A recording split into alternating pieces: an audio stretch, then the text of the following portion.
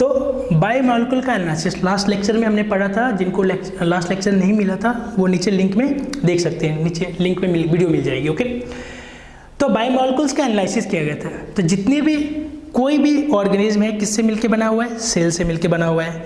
और ये सेल जो बने हैं, सेल में क्या होता है? सेल ऑर्गेनिल्स होते हैं। और सेल ऑर्गेनिल्स अगर किससे बने? मॉलिक्यूल्स, किस मॉलिक्यूल से मिलके बने? वो बने हुए हैं बायोमॉलिक्यूल से। किससे मिले? बायो। तो जो मॉलिक्यूल्स किसी भी लिविंग सिस्टम के अंदर पाए जाते हैं उनको क्या बोलते हैं? बायोमॉलिक्यूल्स। बायो का मतलब होता है लिविंग और मॉलिक्यूल्स का मतलब मॉलिक्यूल सब्सटेंस जो लिविंग ऑर्गेनिज्म के अंदर मिलते हैं। तो इनका एनालिसिस करते हैं। तो इसमें दो तरह का, एक पैरा एनालिसिस करेंगे जिसमें हमें ये पता करेंगे कौन कौन से ऑर्गेनिक कंपाउंड यानी कि कार्बन कंटेनिंग कंपाउंड कौन कौन से ऑर्गेनिक कंपाउंड मिलते हैं। तो बायोमॉलिक्यूल्स का हम इसके लिए क्या किया? हमने कोई भी टिश्यू ले लिया, कोई भी टिश्यू प्लांट या एनिमल का हमने टिश्यू लिया। उस टिश्यू को हमने क्या किया?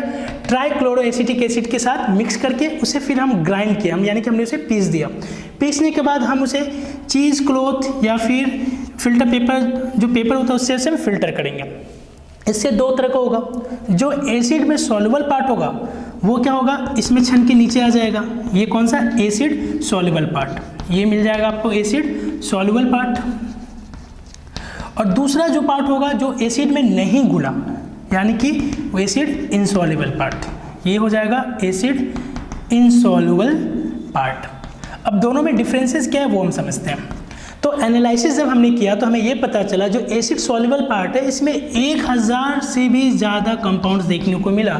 बहुत ही तरह के अलग अलग केमिकल कंपाउंड्स इसमें देखने को मिला। सिंपल मॉलिक्यूल्स, लेकिन ये बड़े नहीं थे साइज में, ये सिंपल थे।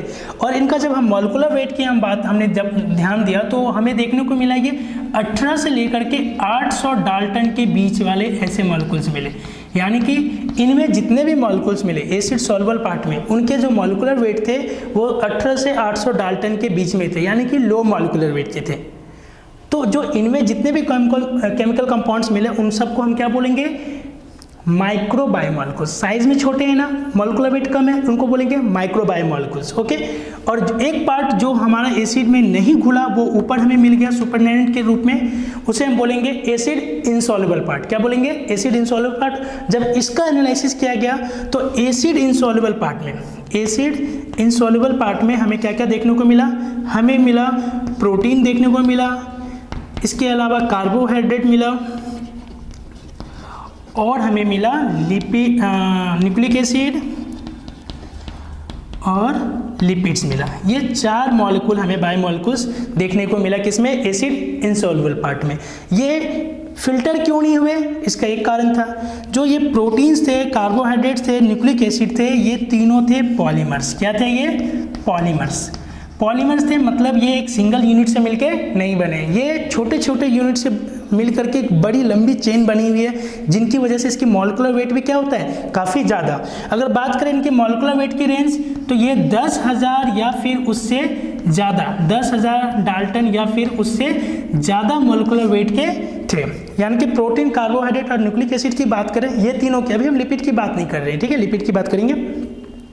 तो ये तीनों पॉलीमर से, लिपिड पॉलीमर नहीं है, पर फिर भी ये एसिड इनसॉल्युबल पार्ट में आया क्योंकि लिपिड जो होता है वो एसिड में इनसॉल्युबल होता है, लिपिड एसिड में इनसॉल्युबल होता है। इसलिए अगर सॉल्युबल था ही नहीं, छोटा होने के बावजूद ये इससे फिल्टर होके एसिड सॉल्युबल पार्ट में देखने को नहीं मिलता है। वो कहाँ मिलता है? एसिड इनसॉल्युबल पार्ट में। यानी कि ये जो है ये इसका मॉलिक्यूलर वेट 1800 से 800 डाल्टन के बीच में ही है। और हमारा डेफिनेशन है बायोमॉलिक्यूल्स को 2 पार्ट में बांट देंगे। जिनका मॉलिक्यूलर वेट 10,000 या उससे ज़्यादा है तो उसको मैक्रो बायोमॉलिक्यूल्स, जिनका 1800 से 800 डाल्टन के बीच में यानी कि 1000 से कम है डाल्टन मॉलिक्यूलर वेट, उनको हम माइक्रो बायोमॉलिक्यूल्स, यानी कि ये वाले हो गए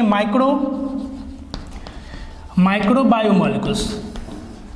और जो है ये वाले, ये 3 हो गए कौन से? Macro biomolecules.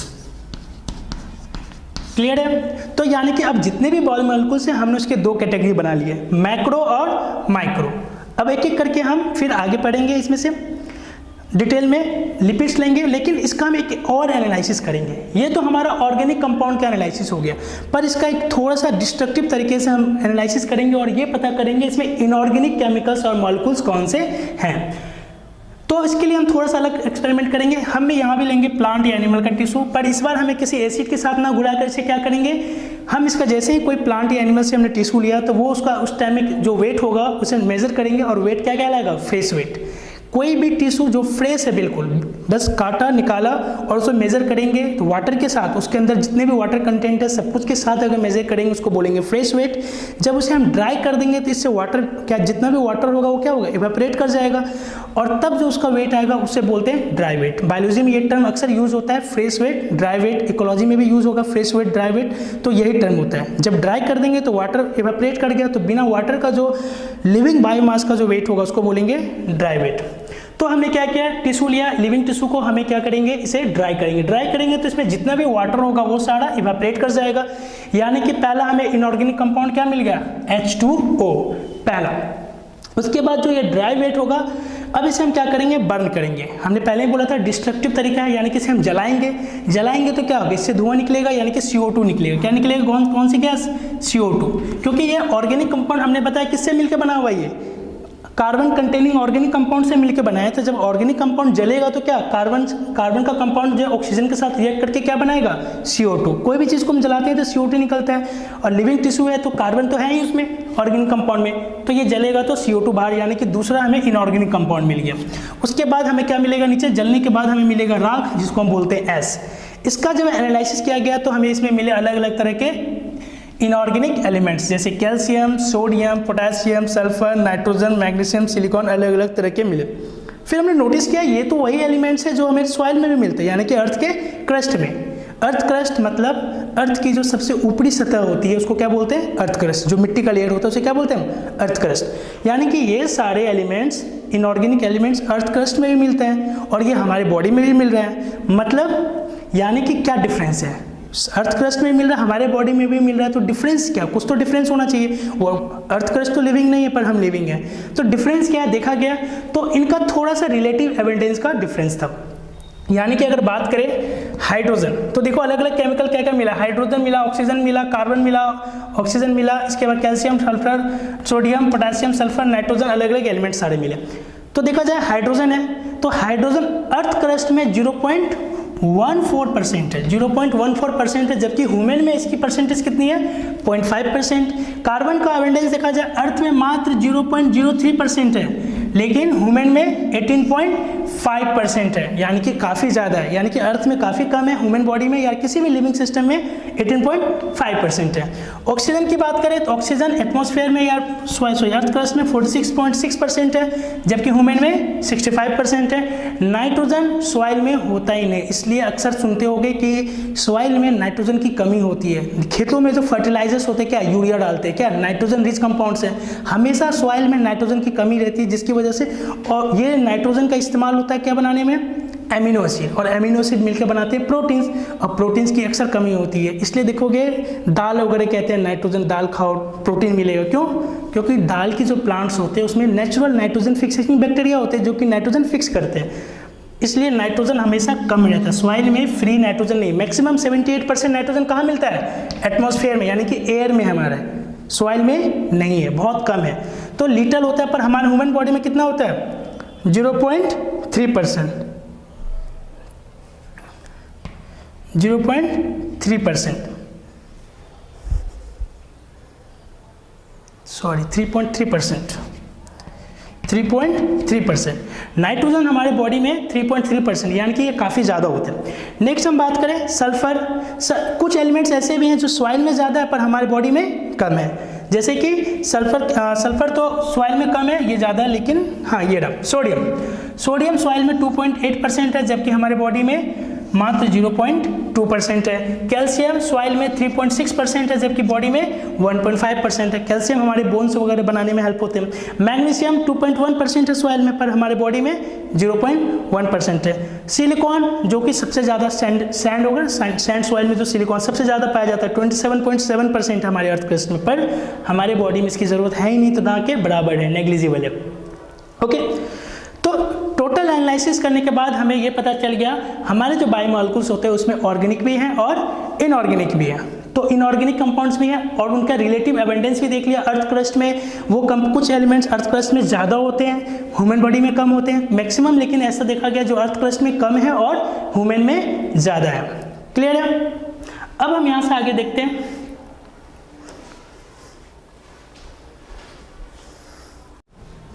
ओके, तो बायोमॉलिक्यूल्स हमारे दो तरह के हैं, माइक्रो बायोमॉलिक्यूल्स जिनका मॉलिक्यूलर वेट 1000 डाल्टन से कम है, और मैक्रो बायोमॉलिक्यूल्स जिनका मॉलिक्यूलर वेट 10,000 डाल्टन या उससे ज़्यादा है या उस रेंज में, ठीक है। तो माइक्रो मॉलिक्यूल्स में जनरली लिपिड आएंगे। लिपिड हमें एसिड इंसॉल्युबल में आया था, पर फिर भी उसका मॉलिक्यूलर वेट कम है, इसलिए हमें माइक्रो में से पढ़ेंगे, ना कि मैक्रो में। ओके, तो लिपिड आएगा। इसके अलावा बहुत सारे अलग अलग तरह के अमीनो एसिड्स होते हैं, एसिड्स होते हैं, ग्लूकोज, अलग अलग तरह के शुगर्स होते हैं, वो सारे आते हैं। ऐसे हज़ारों कंपाउंड्स हैं, हमें डिटेल में नहीं जाना, बस हमारा कंसर्न है यहाँ पर मेन जो बनता है वो है लिपिड। हम लिपिड पढ़ेंगे इसमें, ठीक है। नेक्स्ट है मैक्रो बायोमॉलिक्यूल्स। ये 3 होते हैं नंबर में, प्रोटीन्स, कार्बोहाइड्रेट और न्यूक्लिक एसिड। तो पहले हम लिपिड पढ़ेंगे, फिर प्रोटीन्स पढ़ेंगे, फिर कार्बोहाइड्रेट और फिर न्यूक्लिक एसिड पढ़ेंगे। तो आते हैं पहले लिपिड पे। जो ये लिपिड है, ये लिपिड जिसको कि हम कॉमनली फैट भी बोलते हैं, जिसको चर्बी जैसे बोल देते हैं, ठीक है। तो ये लिपिड्स है। लिपिड्स दो तरह के होते हैं, एक तो होता है सिंपल लिपिड, दूसरा होता है कॉन्जुगेटेड या कंपाउंड लिपिड। सिंपल लिपिड बनता है फैटी एसिड और ग्लिसरॉल से। अभी हम बताएंगे एक एक करके फैटी एसिड और ग्लिसरॉल क्या है। तो जो मेन हमारे सब्जेक्ट में है मेनली जो है वो मेन हम ये डिस्कस करेंगे, ये हमारे डिस्कस करने के अब ज़्यादा नहीं, पर हम लिटरली थोड़ा सा इसे बात कर लेते हैं।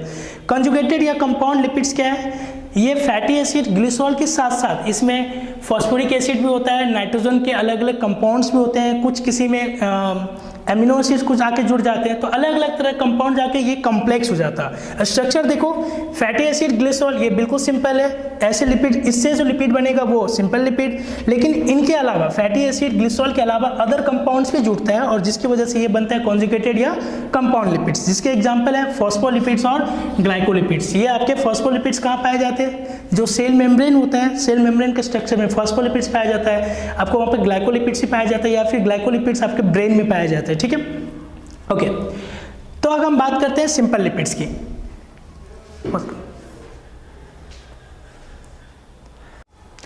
ओके, तो हमने अभी पढ़ा लिपिड्स दो तरह के हैं, एक है सिंपल लिपिड्स और दूसरा है कॉन्जुगेटेड लिपिड्स।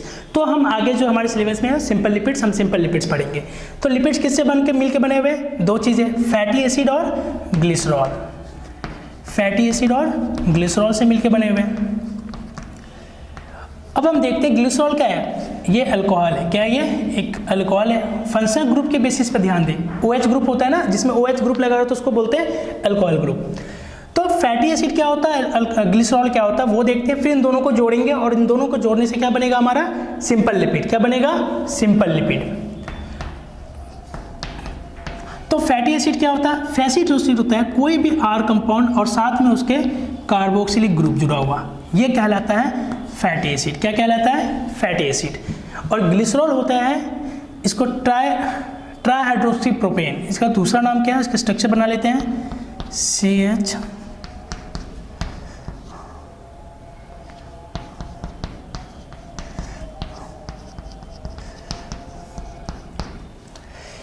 ओके। तो ये हमारा हो गया फैटी एसिड, RCOOH ग्रुप, और ग्लिसरॉल जो कि होता है ट्राइहाइड्रोक्सी प्रोपेन, इसका दूसरा नाम क्या है, ट्राइहाइड्रोक्सी, ये IPAC नेम हो गया, ट्राइहाइड्रोक्सी प्रोपेन। ओके, तो लिपिड्स बनेगा फैटी एसिड और ग्लिसरॉल से। फैटी एसिड की बात करें, ये तुम्हारा R, ये R होता है कार्बन चेन। क्या होता है ये, कार्बन चेन, यानी कि ये कार्बन चेन कुछ भी हो सकता है। जनरली इसकी संख्या 1 से लेकर के 19 के बीच में कुछ भी हो सकता है, जनरली 1 से 19 के बीच में होता है, जो कि हमारा क्या बनता है, R ग्रुप बनाता है, कार्बन चेन का बनाता है फैटी एसिड का R ग्रुप। और इसमें ये हमारा है दूसरा, ये जो पार्ट है ये एसिड पार्ट है। फैटी एसिड नाम ही है एसिड, तो यानी कि कौन सा, कार्बोक्सिलिक एसिड। कौन सी होगी, कार्बोक्सिलिक एसिड। तो ये हमारा फैटी एसिड हो गया। अब R का ये नंबर 1 से 19 में कुछ भी हो सकता है। दूसरी बात है ग्लिसरॉल, ये भी अल्कोहल कंटेनिंग कंपाउंड होगा, जिसमें ये ग्लिसरॉल का पार्टिकुलर जो स्ट्रक्चर है ये है ट्राइहाइड्रोक्सी प्रोपेन का। ग्लिसरॉल का ही IPAC नेम हो गया ट्राइहाइड्रोक्सी प्रोपेन। ओके, नेक्स्ट हम बात करेंगे इनके बीच में बॉन्ड की बात करेंगे, लेकिन बॉन्ड से पहले हम देख लेते हैं फैटी एसिड के types. Okay, types of fatty acid, types of fatty acid. अब फैटी एसिड दो तरह के होते हैं, एक होते हैं तुम्हारा सैचुरेटेड फैटी एसिड, एक होते हैं सैचुरेटेड फैटी एसिड, और दूसरे होते हैं हमारे अनसैचुरेटेड फैटी एसिड। क्या होते हैं? Unsaturated fatty acid. अब दोनों में डिफरेंसेस क्या है? अगर ऑर्गेनिक में पढ़े होगे तो ध्यान होगा सैचुरेशन और सैचुरेटेड हाइड्रोकार्बन और अनसैचुरेटेड हाइड्रोकार्बन। अगर इस फैटी एसिड का आर ग्रुप में एक भी डबल या फिर ट्रिपल बॉन्ड ना हो, अगर एक भी डबल या ट्रिपल बॉन्ड ना हो तो उसे बोलेंगे सैचुरेटेड, यानी कि सारे के सारे कैसे होंगे? Single bond carbon carbon, single bond carbon.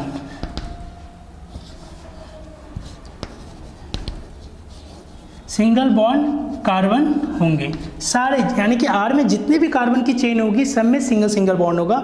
तो ऐसे फैटी एसिड को क्या बोलेंगे?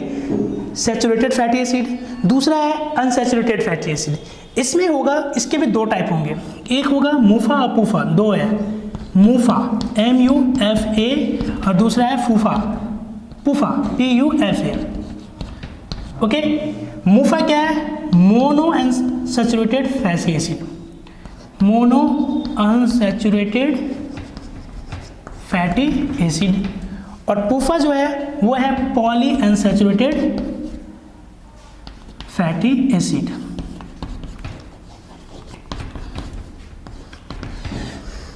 ओके, दोनों में डिफरेंसेस हैं, हम बता देते हैं, बात कर लेते हैं। सैचुरेटेड, इसमें सारे के सारे जितने भी कार्बन होंगे, आर में जितने भी कार्बन होंगे इनके बीच में हमेशा सिंगल बॉन्ड ही होगा, ना डबल ना ट्रिपल, एक भी नहीं। अगर एक भी डबल या ट्रिपल यानी कि मल्टीपल बॉन्ड एक भी आ गया तो वो हो जाएगा अनसैचुरेटेड फैटी एसिड। दोनों में डिफरेंसेस क्या है?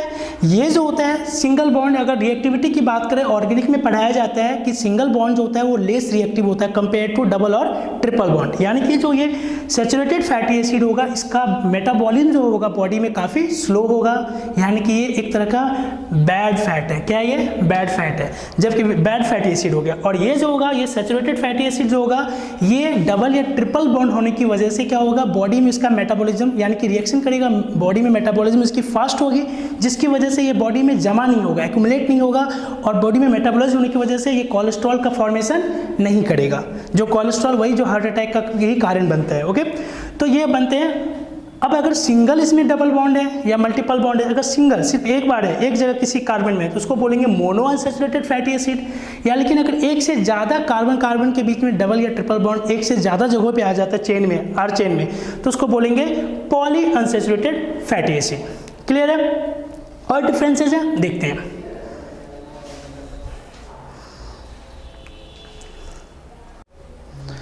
ओके, तो इसमें सिंगल बॉन्ड सारे सिर्फ सिंगल बॉन्ड होंगे, इसमें मल्टीपल बॉन्ड होगा।